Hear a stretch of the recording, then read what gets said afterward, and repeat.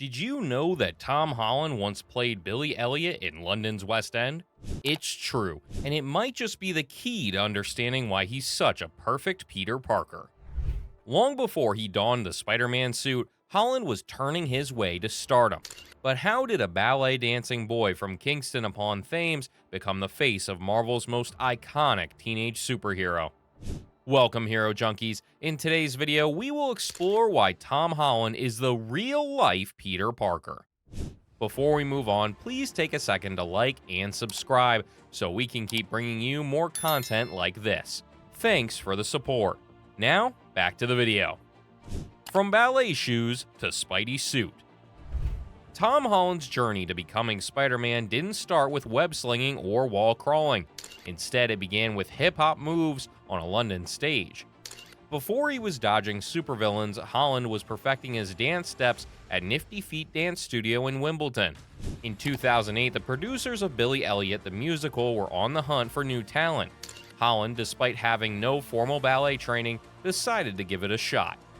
The audition process was no walk in the park. It stretched over 2 years and involved a grueling series of dance, singing, and acting tests. Many of the other candidates had been trained in ballet since they could walk, while Holland was relatively new to the dance scene. But what he lacked in formal training, he made up for in raw talent and determination. During one particularly challenging audition, Holland was asked to perform a series of complex ballet moves.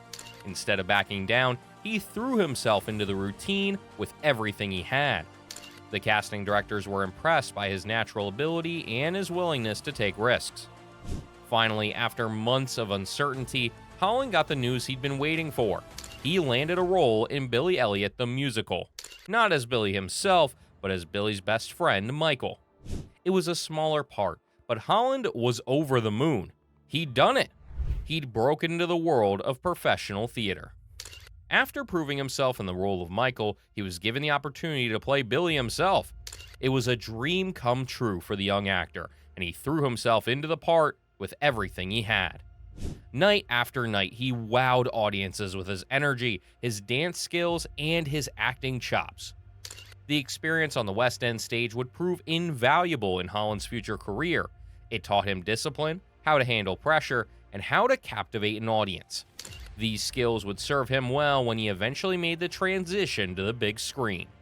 Looking back, it's clear that Holland's time in Billy Elliot was more than just a stepping stone. It was a crucial part of his journey to becoming the actor we know today. The determination and talent he showed on that West End stage are the same qualities that would later make him the perfect choice to play Peter Parker. From ballet shoes to Spidey suit, Tom Holland's path to stardom was anything but ordinary. After conquering the stage, Tom Holland faced an even greater challenge, one that would push him to his physical and emotional limits. It's a very busy places, they're very stressful, and I think back in the day I would have allowed it to stress me out a lot more. The impossible breakthrough. Imagine being thrust into a recreation of one of nature's most deadliest disaster films for your first film role. That's exactly what happened to the young actor when he landed a part in The Impossible.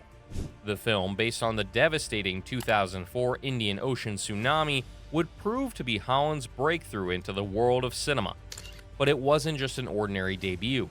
Holland found himself portraying Lucas, a teenager caught in the middle of a catastrophic natural disaster alongside Hollywood heavyweights like Naomi Watts and Ewan McGregor. Now, you might think that transitioning from the stage to the big screen would be a walk in the park for someone as talented as Holland, but the reality was far from it. The filming conditions for The Impossible were intense, to say the least. Holland and Watts spent countless hours shooting scenes in a massive 35,000-gallon water tank. It wasn't just physically demanding, it was psychologically taxing as well. But here's where things get interesting. Despite never having worked in front of a camera before, Holland showed an uncanny ability to portray raw emotion. Director J.A. Bayona was blown away, stating, "He had this extraordinary ability to get into the emotion and portray it in a very, very easy way. The best I'd ever seen in a kid." High praise indeed, especially for a newcomer to the film industry. Holland's co-stars were equally impressed. Ewan McGregor noted the young actor's growth throughout the filming process, saying, It was wonderful watching Tom, who had never worked in front of a camera before, to see him really get in and grow as a film actor as he went along. Meanwhile, Naomi Watts couldn't stop gushing about Holland's talent, describing him as a beyond gifted actor with an incredible emotional instrument. The film premiered at the Toronto International Film Festival in September of 2012, and it didn't take long for critics and audiences alike to take notice of Holland's performance.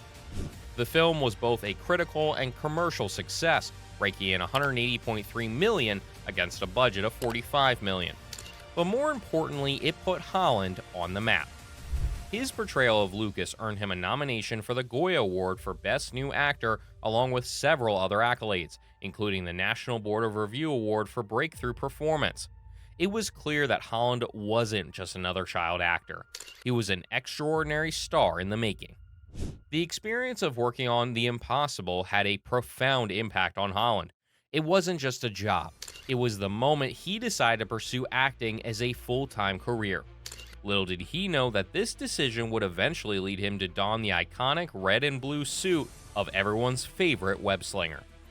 As we look back on Holland's journey from the West End stage to his breakthrough in The Impossible, it's clear that every step was preparing him for something bigger. But even with this massive debut under his belt, Holland's biggest challenge was yet to come. The road to becoming Spider-Man was still ahead, and it would require every ounce of talent and determination he'd shown so far.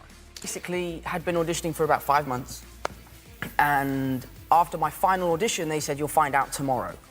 Fast forward 6 weeks, I was still waiting, and one day Marvel just posted on their Instagram, "Go to our website to find out who the new Spider-Man is." Becoming Peter Parker. Tom Holland's journey to becoming Spider-Man was almost as intense as battling supervillains. After his breakthrough in The Impossible, Holland found himself in the running for one of the most coveted roles in Hollywood. Marvel was on the hunt for a new Spider-Man to join their cinematic universe, and they weren't taking any chances. The audition process was like something out of a spy movie. Over 1,500 hopefuls from around the world were vying for the chance to don the iconic red and blue suit. Among them were some pretty big names, including Asa Butterfield and Charlie Rowe. Holland knew he was up against some serious competition, but he wasn't about to let that stop him. Marvel executives Kevin Feige and Amy Pascal had their eyes on Holland from the start. They were impressed by his performances in The Impossible and Wolf Hall, which showcased his range as an actor. But could he capture the essence of Peter Parker? The auditions were grueling and shrouded in secrecy. Holland had to perform multiple screen tests, including scenes with established MCU actors. Imagine the pressure of trying to hold your own against the likes of Robert Downey Jr. and Chris Evans.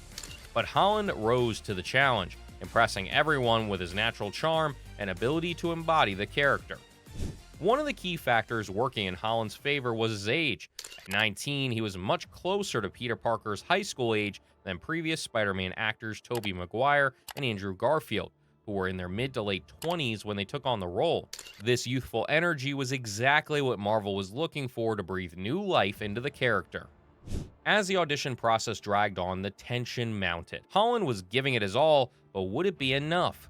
The young actor was on pins and needles, waiting for news that could change his life forever. Then, in a moment straight out of a movie, Holland found out he'd been cast as Spider-Man through a Marvel Instagram post. He described the moment as surreal, barely able to believe he'd actually landed the role of a lifetime. The public reaction to Holland's casting was overwhelmingly positive.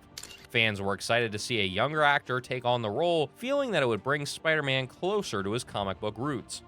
Even Stan Lee, the legendary creator of Spider-Man, gave his seal of approval, saying that Holland was the exact age and height he had envisioned for the character. But landing the role was just the beginning. Holland knew he had big shoes to fill, and he was determined to bring something dynamic to the character. To prepare, he did something pretty unconventional for a Hollywood star. He went back to high school. Holland spent a few days attending the Bronx High School of Science, immersing himself in the world of a typical American teenager. This experience helped Holland strike the perfect balance between Peter Parker's youthful exuberance and the weight of responsibility that comes with being a superhero. It was this attention to detail and dedication to the role that would help Holland become not just another actor in a superhero suit, but the embodiment of Spider-Man for a new generation of fans. The real-life Peter Parker. In more ways than one, Tom Holland's life began to resemble Peter Parker's. Even though Holland wasn't bitten by a radioactive spider, his sudden fame changed him in the same way. One day, he was a kid with his friends at the bar, and next, he was Spider-Man. Talk about something that changed your life. The similarities are uncanny. They're both young, honest, and thrown into a world they didn't expect. But while Parker fights bad guys, Holland had to deal with a different kind of problem: too much fame. There are some good things and some bad things that come with having one of the most recognizable faces in the world. Holland has said that he is impossible to please.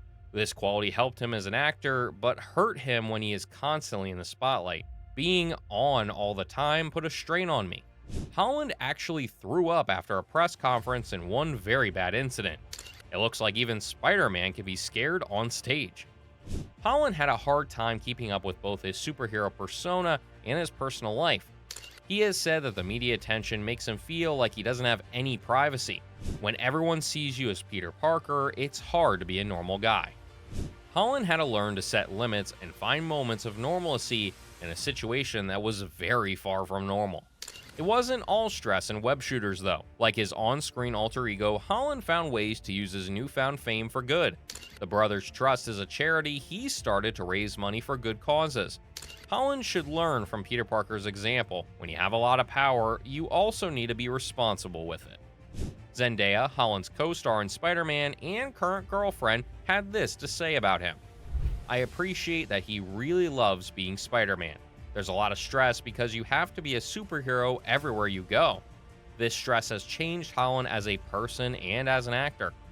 He had to grow up quickly and learn how to deal with the challenges of fame while still trying to enjoy his youth." There have been some dark times in this experience. Holland has talked about how bad some of his roles made him feel, especially in movies like The Devil All the Time. He said it had a short-term effect on his mental health. Holland had grown into his role on and off screen, and he's learned to enjoy the rough spots that come with it. After taking on more mature roles, it felt strange at first to play Peter Parker again. He had to get used to thinking like a naive, charming teenager again, which shows how much he has grown as a person and as an actor. Holland has gone from being a young actor to a worldwide star in an amazing amount of time. There have been difficult hurdles that have happened to him, like most actors: burnout, loss of privacy, and too much pressure. But he has always come out stronger, like true superheroes do. A real-life superhero's journey from being a kid who danced ballet to becoming Spider-Man is told by Tom Holland. It's like the universe worked together to make Peter Parker perfect. He isn't done yet, though. He is set to star with Matt Damon in Christopher Nolan's next big project, and he will be back in action for another Spider-Man movie. And here's a fun fact to add more flair to the star: he doesn't just want to be in front of a camera forever. His goal is to become a director one day, and he's even going back to his theater roots by directing a new production of Romeo and Juliet on the West End. Of course, Holland isn't just following a career path, he's making his own. Holland's story shows how important it is to keep going even when things get hard and follow your passion. He's faced problems head on, like tough auditions and the stress of fame, and come out stronger. He said, "I want to focus on starting a family." It looks like even superheroes want a life outside of the spotlight. Holland's story shows that having a lot of talent means having a lot of chances and a chance to make a real difference, both on and off the screen. This is my chance to prove myself. What's up, guys? Wait a minute. You guys aren't the real Avengers. I can tell Hulk gives it away. To find out how Sony is connecting Spider-Man 4 and Venom, click this video here.